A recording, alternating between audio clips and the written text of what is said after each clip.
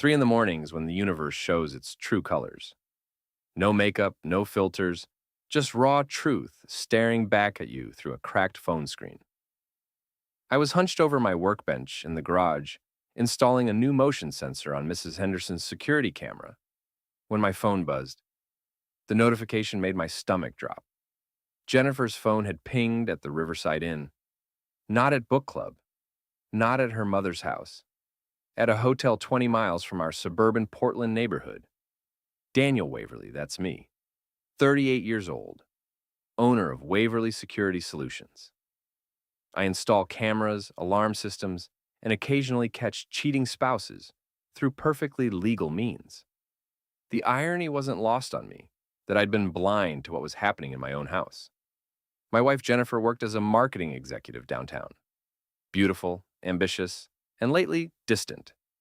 She'd been pulling late nights, weekend meetings, and mysterious phone calls that ended when I walked into rooms. Classic signs I'd seen 100 times in other people's marriages. The second buzz made my hands shake. A photo message from an unknown number. There she was. My wife of 12 years, sitting across from Marcus Thornton at Romano's, the expensive Italian place downtown. Her head thrown back in laughter, his hand covering hers on the white tablecloth. She wore the red dress I'd bought her for our anniversary last year. The caption read, "Taking care of your girl. Marcus Thornton, Jennifer's boss. Married to Patricia Thornton, socialite queen of our little Maine community." The man owned half the commercial real estate in town and never let anyone forget it. 42 years old, silver hair, custom suits, and the kind of smug smile that made you want to rearrange his face. I stared at that photo for 10 minutes.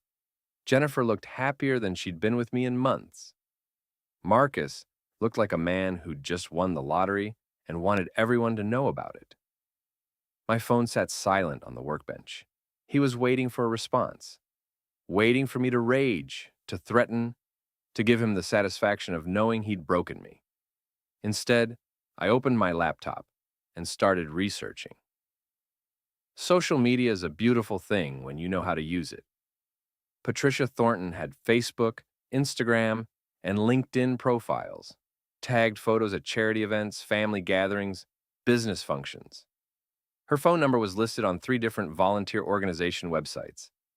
I spent an hour compiling evidence. The dinner photo Marcus had sent me. Hotel receipts I'd found in Jennifer's purse last week that she'd claimed were for client meetings. Text message screenshots I'd taken when she'd left her phone charging and received messages at midnight from M saying things like, "Can't wait to see you tomorrow," and "Your husband doesn't deserve you." At 4:30 in the morning, I sent everything to Patricia Thornton. Same photos Marcus had sent me. Different context, different consequences incoming. 20 seconds later, my phone exploded. Marcus, "Wait, please don't." Marcus, "She's calling me. Please tell her it's fake." Marcus, "Daniel, we can work this out. Don't destroy my marriage." I set my phone face down and went back to work on Mrs. Henderson's camera. Let him sweat.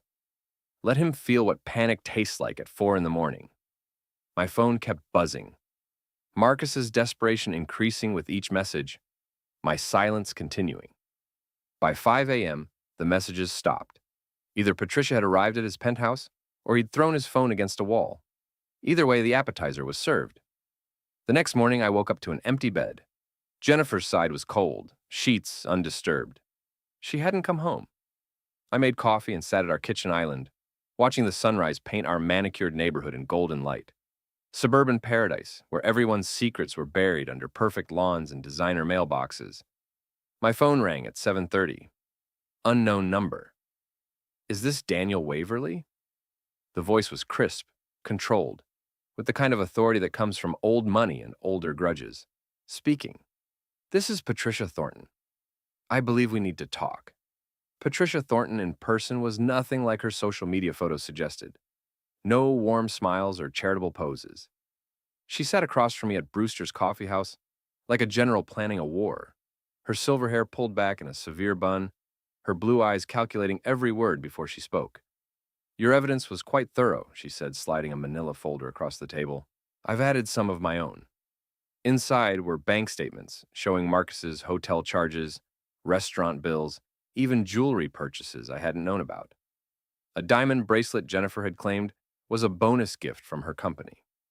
Apparently, it had come from Marcus's personal account. How long have you known? I asked. Suspected for months. Confirmed last night when I drove to Romano's and found them together. Patricia's smile was sharp enough to cut glass. Your wife ran out crying when I arrived. Marcus tried to explain, but the evidence was rather overwhelming. She leaned forward, her voice dropping to a whisper. I want to destroy him. Completely. Are you interested in helping? I studied her face. Patricia Thornton wasn't just angry. She was nuclear. 38 years of marriage, 2 grown children, a social reputation built over decades. Marcus hadn't just cheated on her, he'd humiliated her. What did you have in mind? Marcus thinks he's untouchable because of his business connections. But those connections depend on his reputation. His partners don't know about his extracurricular activities. She pulled out her phone, scrolling through photos. Yet, the photos were devastating. Marcus and Jennifer at various restaurants, hotels, even a weekend getaway to Bar Harbor I'd thought Jennifer had taken with her sister. Patricia had been documenting everything for months. His business partnership agreement has a morality clause, she continued. Adultery can trigger a forced buyout at significantly reduced rates. I've already contacted our lawyer. My coffee had gone cold, but I didn't care. This woman was offering me something better than revenge. She was offering me justice. What do you need from me? Your wife works directly under Marcus. She has access to his calendar, his private meetings, his business communications. I need evidence of his other affairs. Other affairs. Patricia's laugh was bitter. Oh, Daniel. Your wife isn't his first. She's just the most recent. There's been a pattern for years. Young employees, business trips, hotel receipts. I've been building a case, but I need someone on the inside.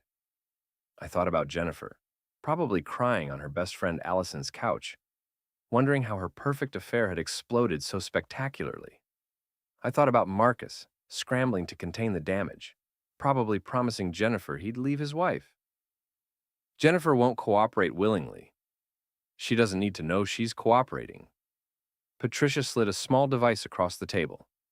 Voice recorder. Latest technology. Completely undetectable. Get her to talk about Marcus, his business practices, his other relationships. Let her think you're trying to reconcile. The device was smaller than a pen, designed to look like a phone charger. Professional-grade equipment that would capture conversations from across a room. This is quite a plan, Patricia. Call me Pat. And this isn't a plan, Daniel.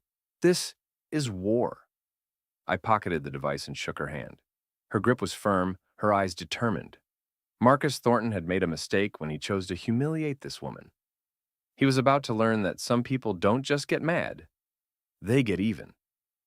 Jennifer came home that evening looking like she'd been through a blender.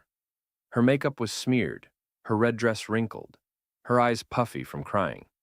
She found me in the living room, reading a book like nothing had happened. Daniel, we need to talk.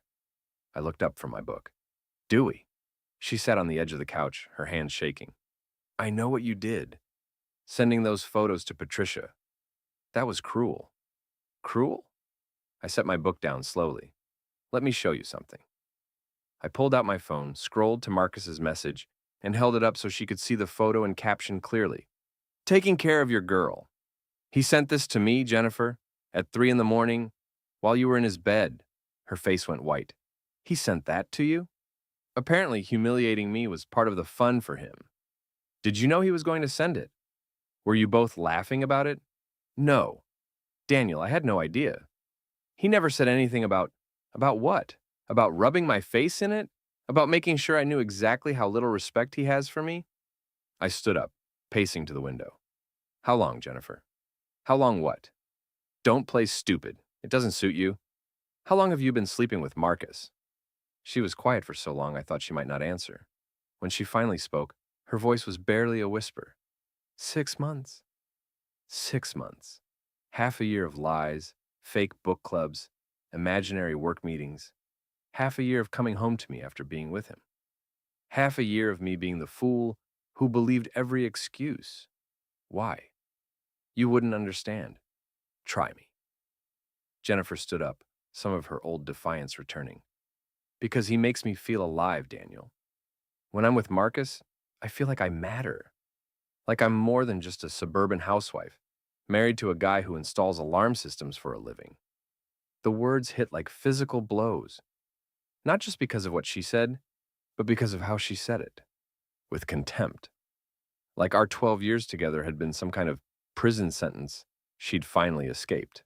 So you decided to have an affair with your married boss. It wasn't supposed to happen, it just did. One late night at the office, then drinks, then... She shrugged like she was describing the weather. Then hotel rooms and weekend getaways and diamond bracelets. Her eyes widened. How did you know about the bracelet? Patricia showed me the receipt. Marcus bought it with his personal credit card, the same card he used for all your hotel rooms. Jennifer sank back onto the couch, her head in her hands. This is such a mess.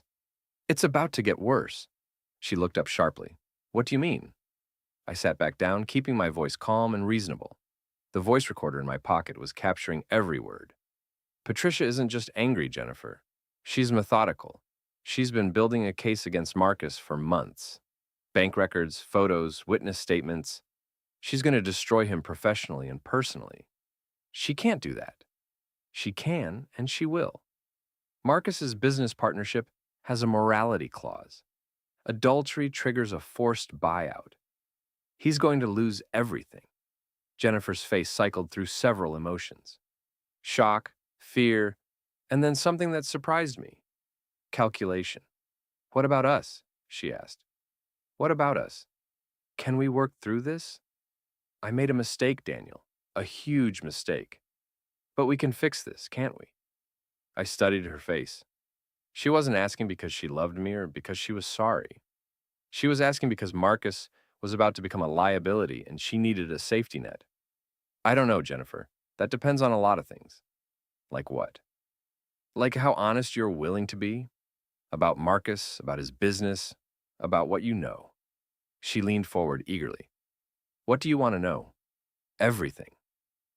For the next 2 hours, Jennifer talked. About Marcus's business practices that bordered on fraud.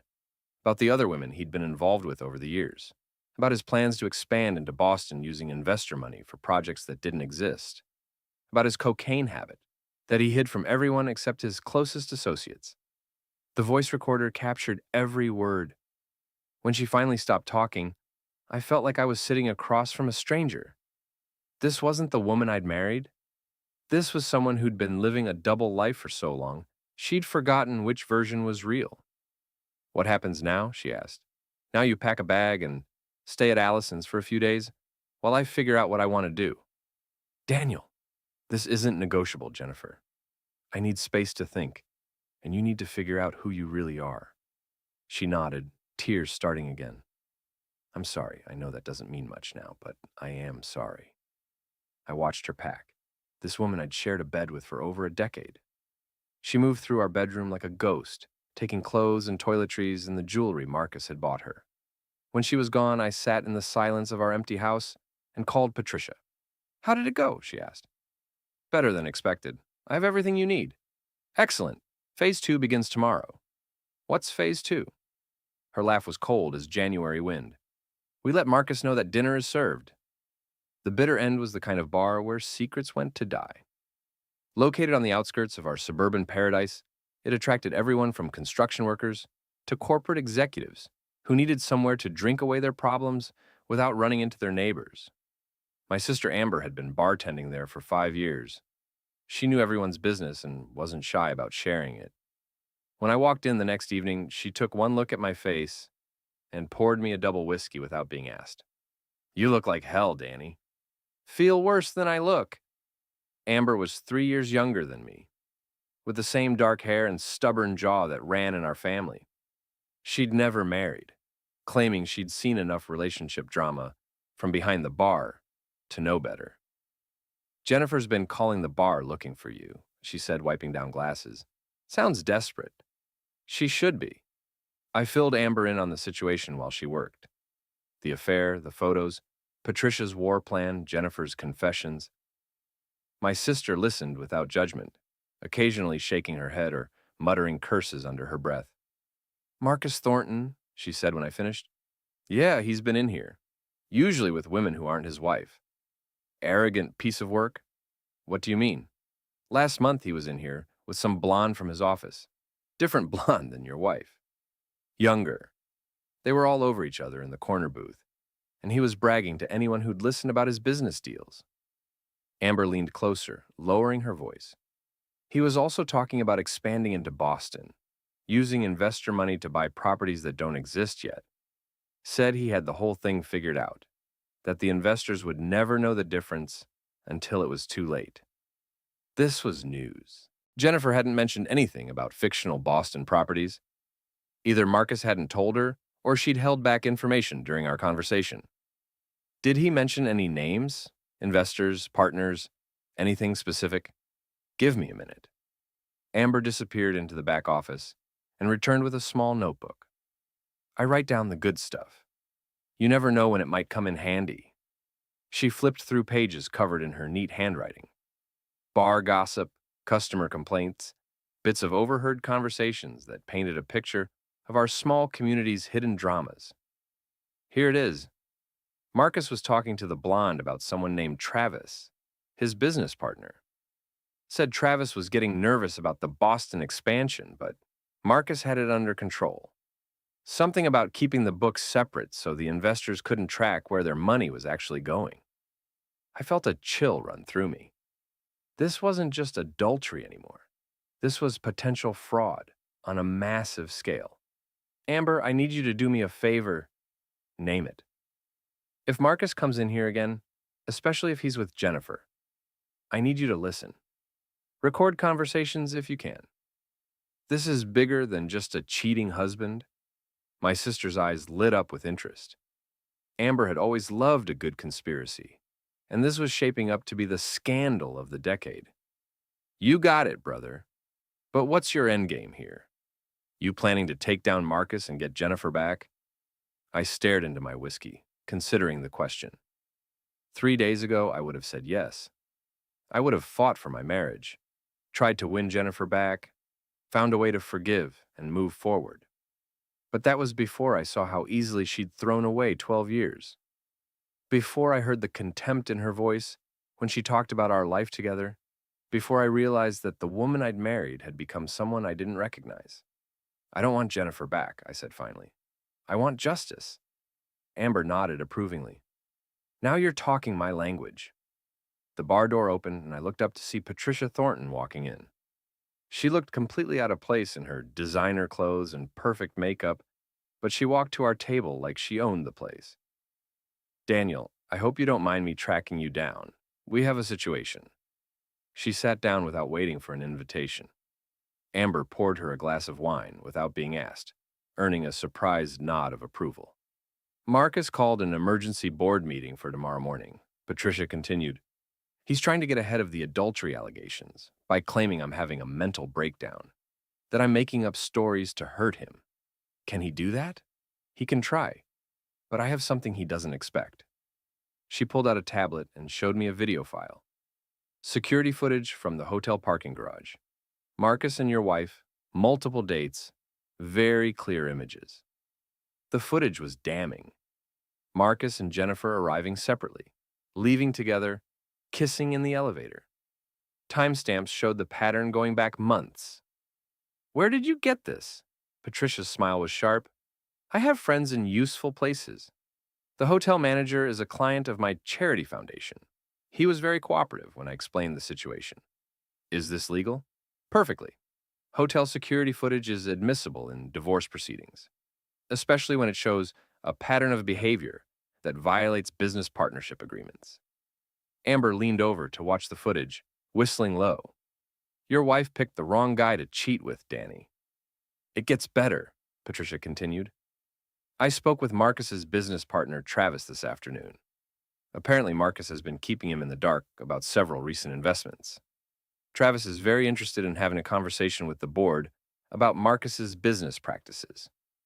The pieces were falling into place. Marcus's adultery was just the beginning. His business dealings, his treatment of employees, his general arrogance had made him enemies. Patricia was simply giving those enemies the ammunition they needed. "What do you need from me?" I asked. "Be at the board meeting tomorrow, as a witness.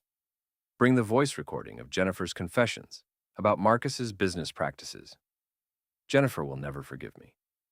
"Is that what you want? Her forgiveness?" I thought about Jennifer packing her bags, taking the jewelry Marcus had bought her, asking if we could work things out only after she realized he was about to lose everything. "No," I said. "I don't think it is." Patricia raised her wine glass. "Then, let's finish what we started." The boardroom at Thornton and Associates was designed to intimidate.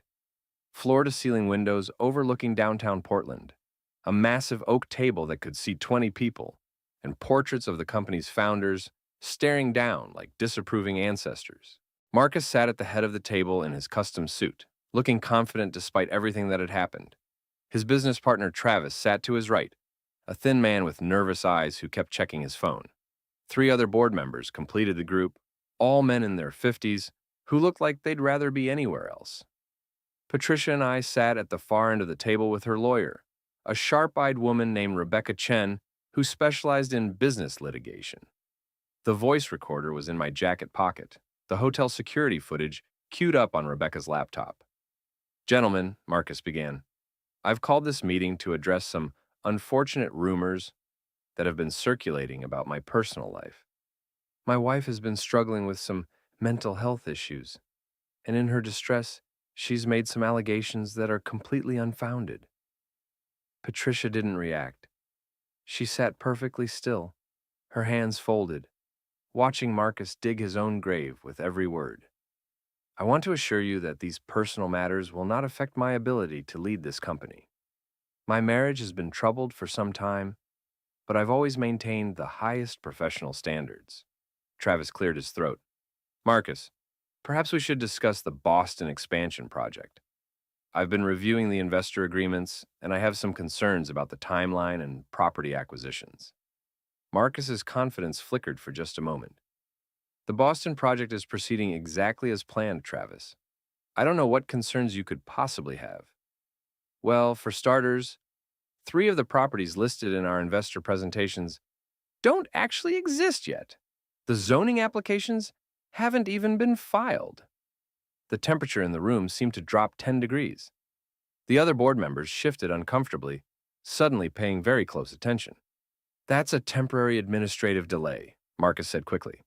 "The properties will be available for purchase once the zoning is approved."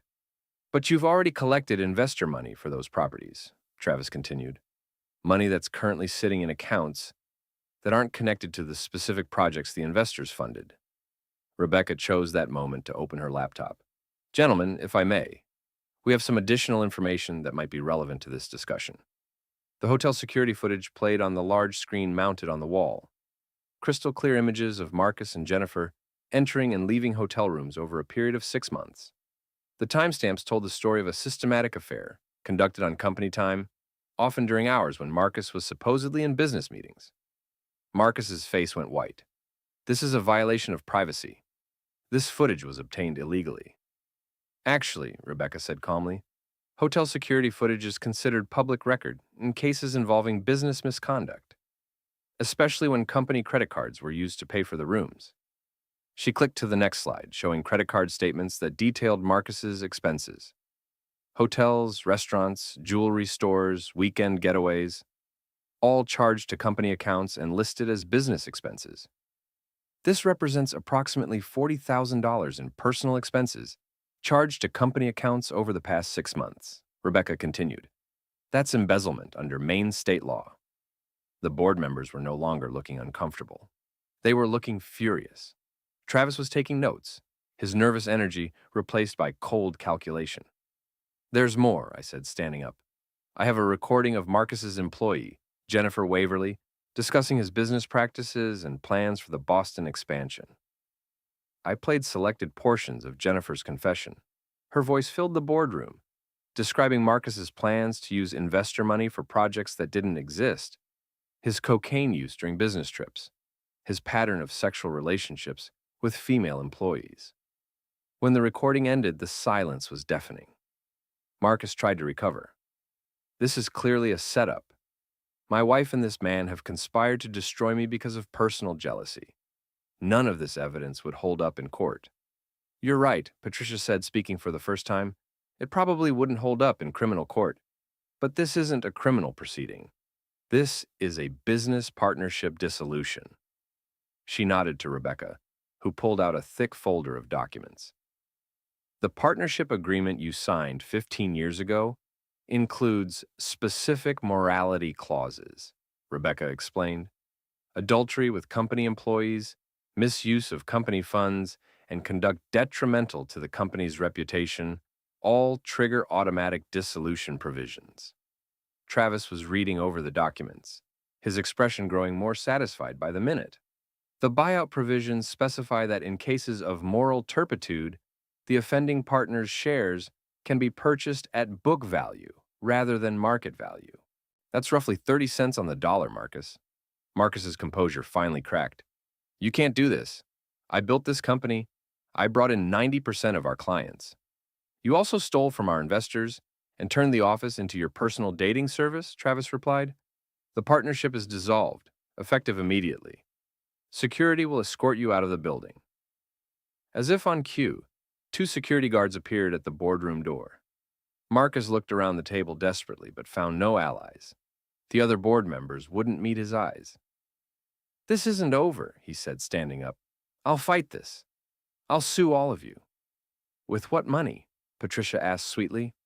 Your personal assets are frozen pending the divorce proceedings, and your business assets now belong to your former partners. Marcus left the boardroom like a man walking to his execution. The security guards followed him out, presumably to watch him clean out his office and surrender his company credit cards and phone.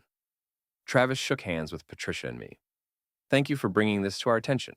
We'll be conducting a full audit of all company accounts and investor funds. If we find additional irregularities, we'll be turning everything over to the authorities. Outside the building, Patricia and I stood in the afternoon sunshine, watching Marcus's BMW being towed from his reserved parking space. Apparently, the car had been purchased with company funds. How do you feel? Patricia asked. Like I should feel worse than I do, I admitted, but mostly I feel relieved. Like a weight I didn't know I was carrying has been lifted. Patricia nodded. Revenge is supposed to be a dish best served cold. But sometimes, immediate justice is more satisfying. My phone buzzed with a text from Jennifer. What did you do? Marcus says you destroyed his life. We need to talk. I showed the message to Patricia, who laughed. Are you going to respond? Eventually. But first, I have one more stop to make. The Riverside Inn looked different in daylight. Less romantic, more sordid. The kind of place that charged by the hour and didn't ask questions about why married people needed rooms in the middle of the afternoon. I found Jennifer in the parking lot, sitting in her car and crying. She looked up when I knocked on the window, her face streaked with mascara and defeat. Daniel, thank God you're here. This is all a terrible mistake. Marcus says you and Patricia set him up. We didn't set him up, Jennifer. We just made sure his choices had consequences. She got out of the car, reaching for me like she used to when we were happy. I stepped back, maintaining distance. You have to fix this. Call Patricia. Tell her you made everything up. Marcus will lose everything if this goes through. And what about us? What about our marriage? I looked at this woman I'd loved for 12 years. She was beautiful, successful, intelligent. She was also completely self-centered and apparently incapable of understanding that actions have consequences. Our marriage ended 6 months ago when you decided Marcus was more important than the vows you made to me. It was just physical, Daniel. It didn't mean anything. It meant everything. It meant our life together wasn't enough for you. It meant you were willing to lie to me every day for half a year. It meant you had so little respect for me that you didn't even bother to be discreet about it. Jennifer's tears stopped. Her expression hardened into something I'd never seen before. So, this is revenge? You're going to destroy Marcus and leave me with nothing because your ego is hurt? My ego? I laughed, but there was no humor in it. Jennifer, this isn't about my ego. This is about justice. Marcus thought he could humiliate me by sending me photos of you together. He thought I was weak, that I'd just accept being disrespected and betrayed. You are weak, she snapped. You install security systems for old ladies. You drive a 10-year-old truck. You've never taken a risk or dreamed big or tried to be more than ordinary. Marcus is everything you're not. You're right, I said calmly. Marcus is everything I'm not. He's a liar, a cheat, a thief, and now he's unemployed. If that's what you prefer, you're welcome to it. I pulled out my phone and showed her a news alert that had just appeared. Thornton and Associates dissolves partnership amid fraud allegations. The story was already spreading through social media, complete with photos of Marcus being escorted from his office building. Jennifer read the headline, her face going pale. This will destroy him completely. Yes, it will. Just like he tried to destroy me. What about me, Daniel? What am I supposed to do now?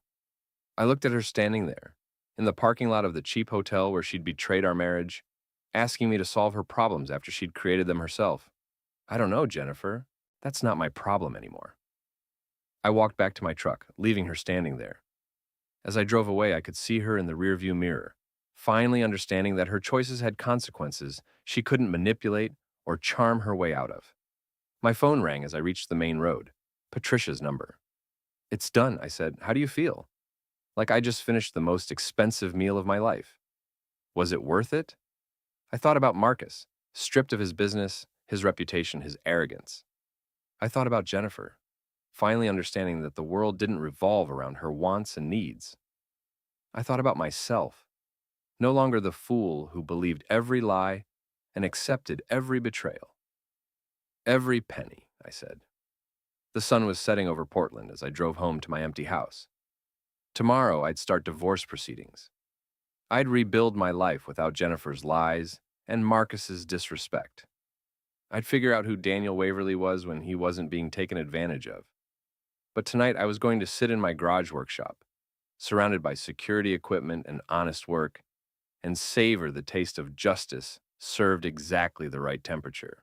Some dinners you never forget. This was one of them.